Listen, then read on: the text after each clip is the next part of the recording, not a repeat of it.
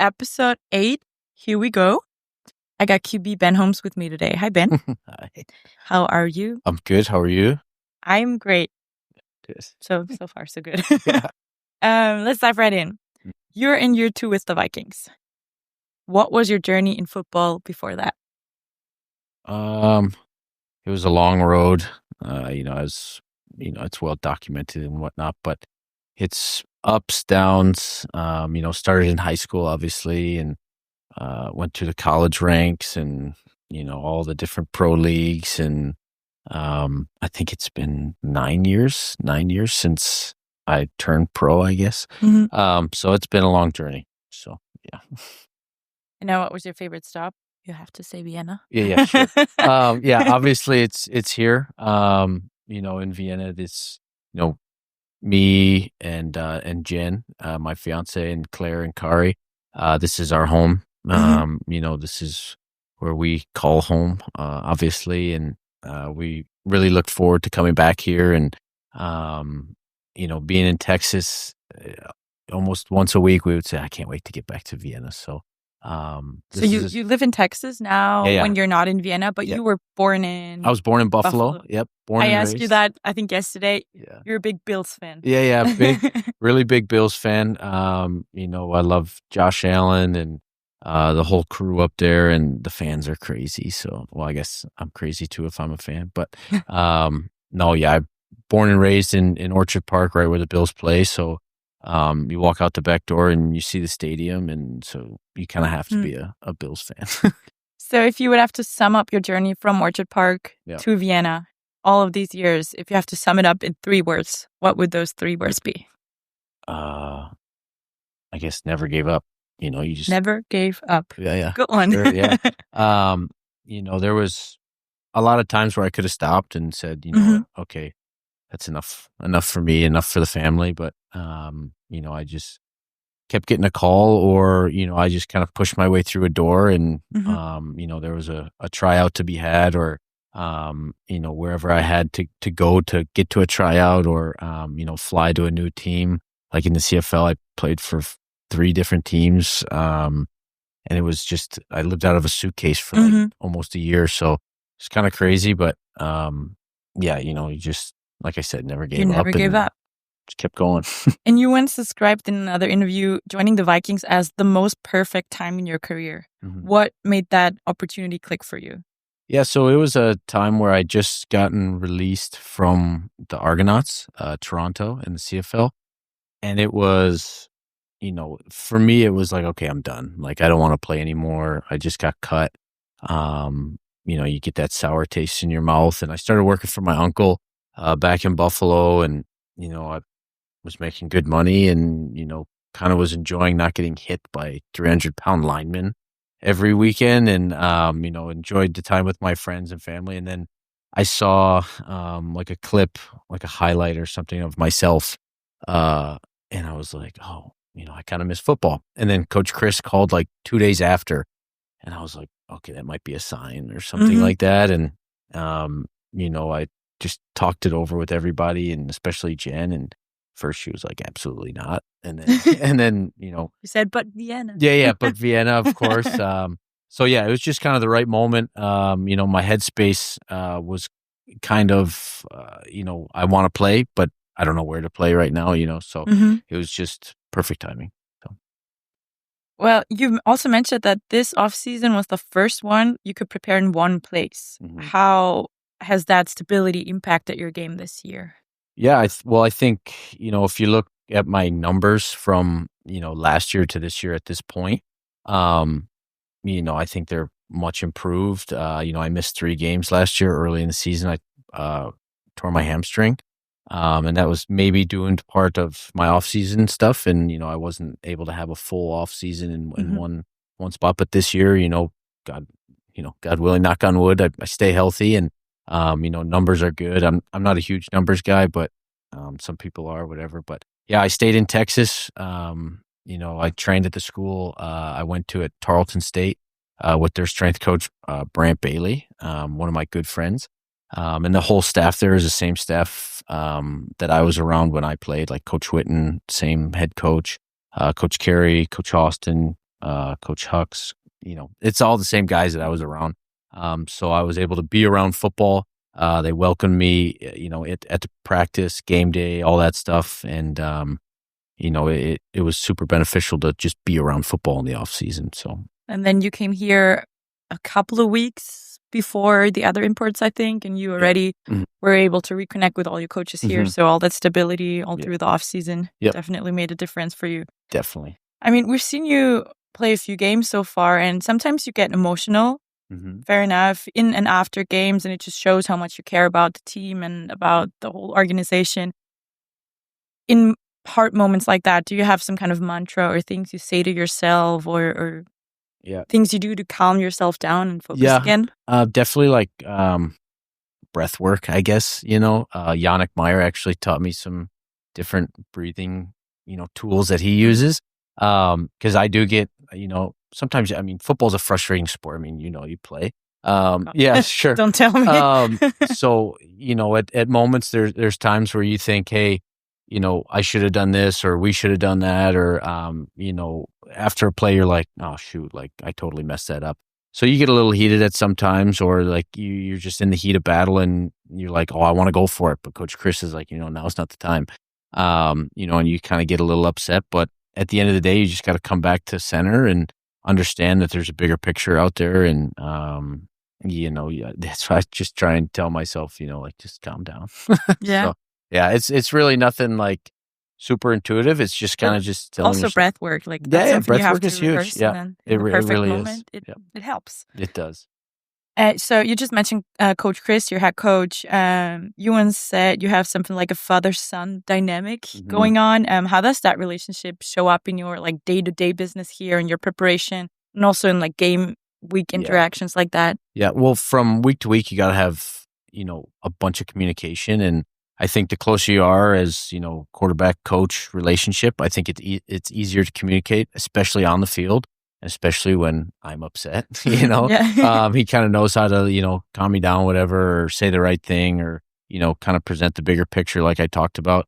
But yeah, he's just a great guy. I know you guys had him on here, obviously, but, he's a loyal guy. He's a true family man. And that's kind of, somebody I want to be maybe in the future, head coach wise and everything, and how he attacks the day and addresses the team. It's, you couldn't find a better guy to lead a football team than that. So what is one moment that just pops into your mind now on or off the field when his support made a big difference for you?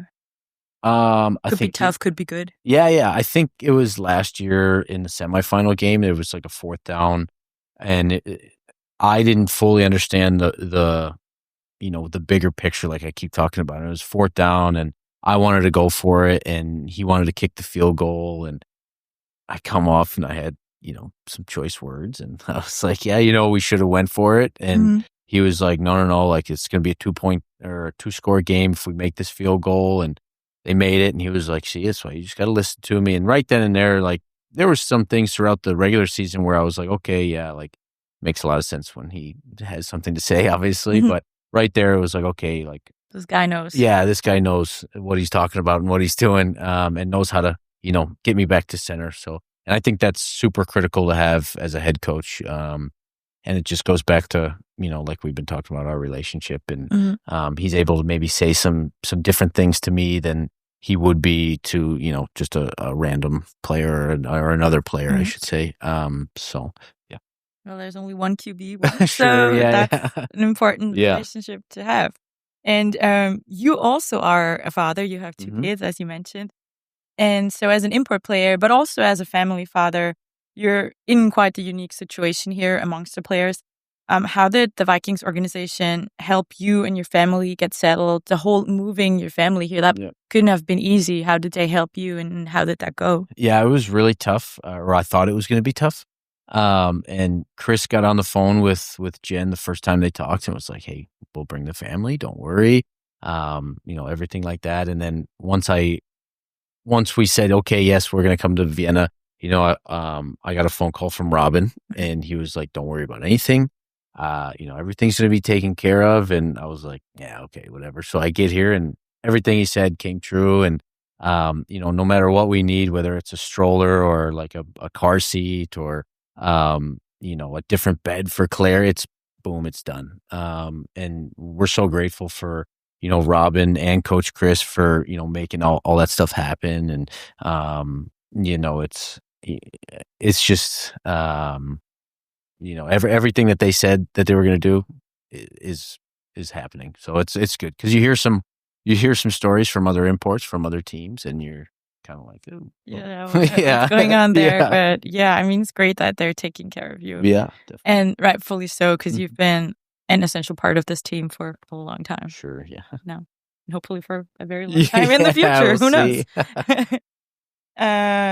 Last year, you went 13-1 in the regular season. You reached the ELF championship. You threw 34 touchdowns in 9 games. You said you were missing 3 games, but still 34 in 9 games. Mm-hmm. What feedback did the organization give you after that season? What were their expectations for this year when they re-signed you? And what was the general topic you talked about after the season? Yeah, re-signing? I think right after the season, it was like, how do we get back to the championship?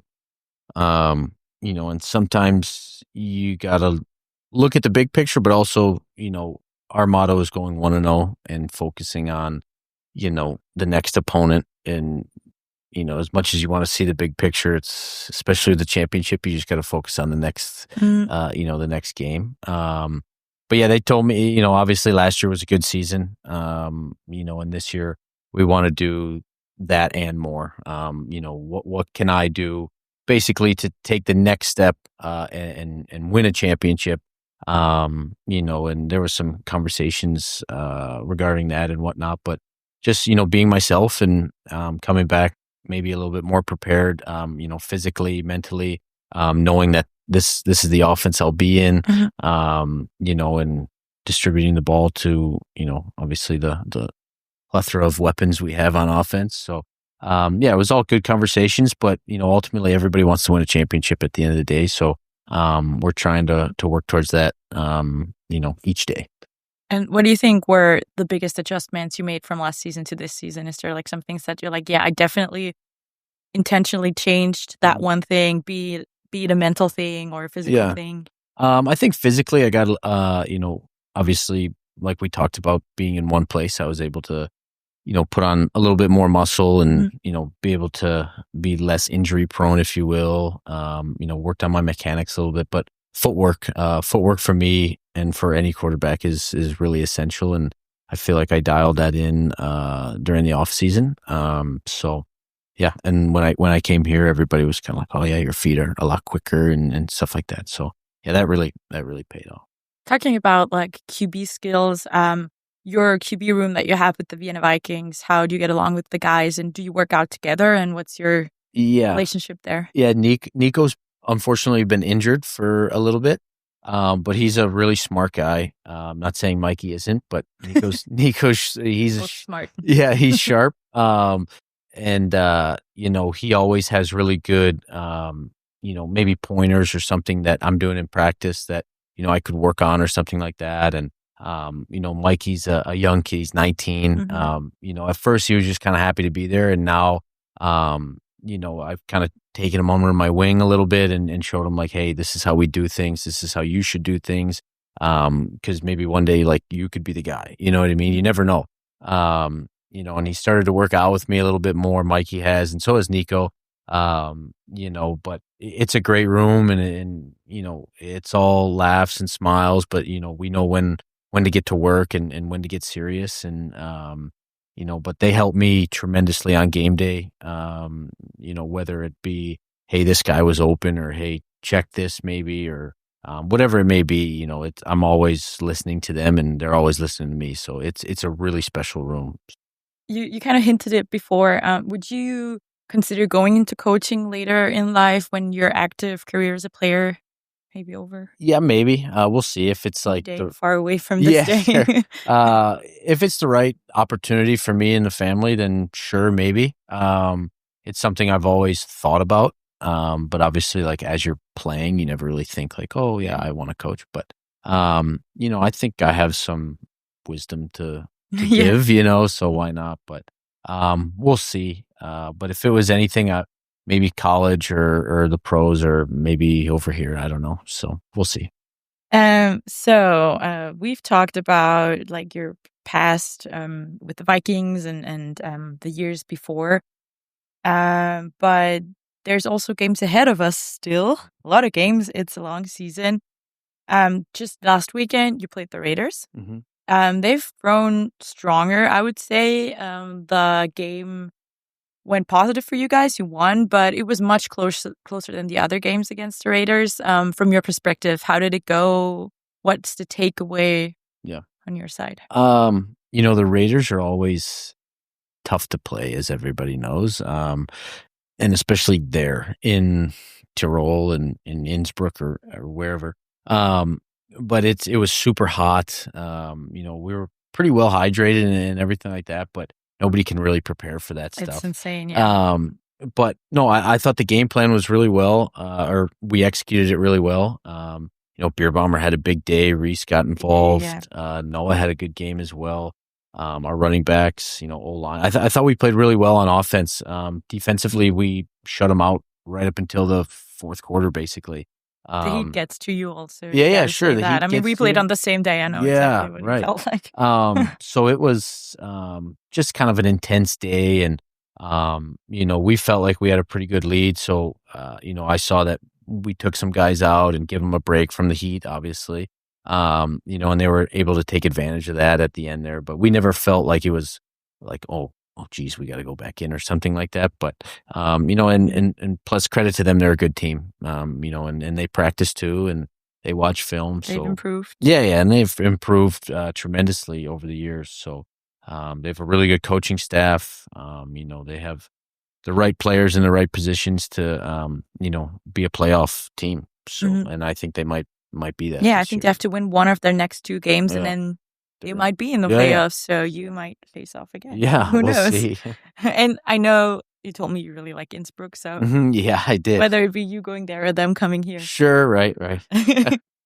So next opponent are the Prague Lions. They also stepped it up massively. They won the past couple of games. You played the first season game, I think, against them. Yep. And now they've improved by a lot. What do you think does that mean for your game next weekend? Yeah, I think we have to be ready for a dogfight. Like you said, they're a good team. They're much improved from last year and the year before, obviously. I think they're 4-2. They've beaten some good opponents. They do things defensively that, kind of confuse you a little bit as a quarterback and as an offense. They have, talking about right players in the right spots, they have Ken Hike and Jalen Embry at the corners, and their linebacker kingdom is pretty good as well. And, we have a lot of respect for them, a lot of respect for their coaching staff. So we're going to prepare, like it's any other week, and it's a big game for us. It's a division game, and I think they're in second place and looking to, maybe make the jump to first place, but we'll see. We'll hope not. Yeah, we hope not. I can be biased. Yeah. Vikings all the way. So that's next Saturday. You have 3-4 practices. What kind of adjustments do you think are going to be made compared to that first game you had against them? Yeah, they do, a couple things differently up front and in the back end as well. So we have a couple wrinkles, but we go back to that first game plan and see, what worked, what didn't work, build off what worked and flush what didn't. And I think we're a different offense too. In that game we were no huddle, and now we huddle up and have a wristband and, try and take control of the game a little bit. Our run game is a little bit better as well. And I think we're a totally different team than we were that first game. And it's a home game too, which always helps, I guess. Fans show up. Yeah, definitely. Fans definitely need to show up, help us out a little bit. That always is great for us and bad for them. So, compared to the other leagues that you've played in, USFL, I think, CFL, how do you think the style of play in the ELF differs? Is there something that you would say, well, that's a big difference? Or could you compare all those leagues a little bit for us? Yeah, I think all three of them are good leagues. I think in the ELF it's maybe a little bit more well-rounded. As far as, there's not a game. I mean, there's some games, but there more times than not, you're going to get a really good opponent in the ELF, whether it's like a Rhine Fire or a Stuttgart or a Munich, something like that. And in those other leagues, sometimes there's either guys you can go pick on or something like that as far as an offensive standpoint. But here in the ELF, it's tough to find those mismatches a little bit. They're also still adjusting a little bit. It's a young league, and you don't have the same division rivals that you had last year. They adjusted a little bit, I think. So, and that helps. It's constantly changing, it's evolving, and it's growing rapidly. Like the ELF is growing at a pace that the USFL, XFL, whatever it's called now, and the CFL, they can't catch up. Like whether it's in the marketing or just the product that they put out on the field, it's growing. It's growing fast. It's crazy to see how, like 5 years ago, and to see what it is now. It's insane. Like I don't think it's ever been done. So yeah, I think we'll see a lot more of it in the next couple of years, and hopefully with you in it. Yeah. We'll see. And one of the most essential parts, as we know, are the fans. And how do you, as one of the faces of the franchise also, how do you connect with especially the Vikings fans now, maybe also local businesses and the wider football community, to involve them more and to grow the league by getting more fans? How do you interact with them? Well, it's a tough question because I'm the worst on social media. And I wish I was a little bit better, but I want to say this: you're such a friendly, open, and approachable guy. Like even though you might not be super active on social media, whoever meets you in person will immediately be your friend. Basically, yeah, sure. Like you're so open and friendly. Definitely. And I think that's just that's how I was raised. That's how I've always been. Is and especially people that pay to come watch me play a game, like. After every game, I want to try and sign as many things as I can for anybody and take as many pictures as I can. And sometimes I'll get home and I'll see like a request on Instagram, and it'll be like 20 requests, and I'll open it. It's all like pictures of me that I have taken with the fans, and I always like say thank you or just heart it or something like that. Depends on how I'm feeling. Depends on how the game went. It depends on how the game went. But no, I think it's great. And I think that's what makes, Vienna so hard to play, especially at home, is we have crazy fans, like amazing fans. And they really know football. They understand when to be loud, when not to be loud. But yeah, I try and do my part. I think as a guy in my position as a captain, as a quarterback, you kind of have to be, out there with, the fans and the community as much as possible. And I try to do that. And I want anybody, if you see me on the street or whatever, to come up and say, hey, whatever, I'll always shake your hand or whatever. So, I just try and be, like you said, as approachable as possible. And yeah. And speaking of fans, we have a new fan club in town, that Vienna Vikings Warriors, and it's the first official fan club of the Vienna Vikings, and they're brand new. They just made all their social media, and they would truly love some new members. So definitely go look for them. Vienna Vikings Warriors, hit them up. They're building really exciting and, most importantly, respectful fan community, because we know that sports can get crazy sometimes and minds can get aggravated, but it's important to have a united and peaceful fan community. And I think these guys are doing great work.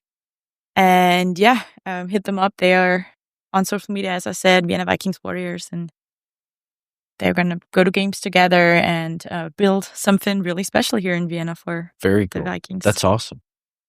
Also, speaking of fans, we're announcing the winner of the Austrian audio headphones from last week. Let me just show them. Pretty cool. Very nice. And you can draw the winner now. Okay. So don't look at it. Don't look at it? I think you're not supposed to look at it when you draw a name. Oh, okay. Hold on. We want this to be rightful. Is my name in there? No. Do you want headphones? Maybe. This is funny. Who is it? I don't know if I can. Is it my handwriting or is it the name? I don't know. Maybe both, but Michelle Beer Bomber? Oh, that's Flo Beer Bomber's mom. Yeah, Mrs. Beer Bomber. Yeah. Yay, Mrs. Beer Bomber. Yeah. That's funny. That's awesome. Also, the answer to the question last week is Florian Beer Bomber. Oh, gosh. Because I asked, I had Luke Holub here, and I asked which player he was at the IPP combined with. Because two Vikings players went there together, and it was him plus Flo Beer Bomber, and now his mom won the headphones. That's crazy. Congratulations. Awesome. So I don't even have to send them to her or anything, because I know she'll be at the next game, because she always helps out on the sideline. She always has the down markers, I think. Yeah. Which also, fucking great work. Yeah. Sorry, I just said a bad word. Yeah. But great work. Great work. She's been doing this ever since 2022, I think, and also back in Graz where he started out playing. So yeah, she absolutely deserves those headphones. Sure. Awesome. Definitely. Okay, and we also have a giveaway this week. Okay. And it is, actually, it's 4 tickets to the next game. We're going to give away 2 by 2. Okay. So we'll have 2 winners this time. And you just have to send the answer to the following question to podcast@viennavikings.com. And until Saturday noon, you will be notified if you won. The question is? How many this year, how many touchdowns have I thrown for? Yes, including week 7, including the Raiders game on the weekend. How many touchdowns? Cool. Up until now, how many touchdowns have I thrown for? Okay. Did you know? No. I know you're not a big numbers guy. You said that. Okay, so whoever knows how many touchdowns Ben has thrown so far, send it to podcast@viennavikings.com until Saturday noon, and I will notify the 2 winners, 2 tickets each, and then you can go to the home game. I think kickoff is 6 p.m. 6 p.m., yeah. Against the Prague Lions at the Datenpol Arena. Cool. Right. And you will see Ben throw some more touchdowns, hopefully. Hopefully, yeah. Yeah, once again, check out the new fan club, Vienna Vikings Warriors. And yeah, that's it. Thank you, Ben. Cool. Thank you. It's awesome. Und Bussi Baba. Ciao. Vienna calling. Move it.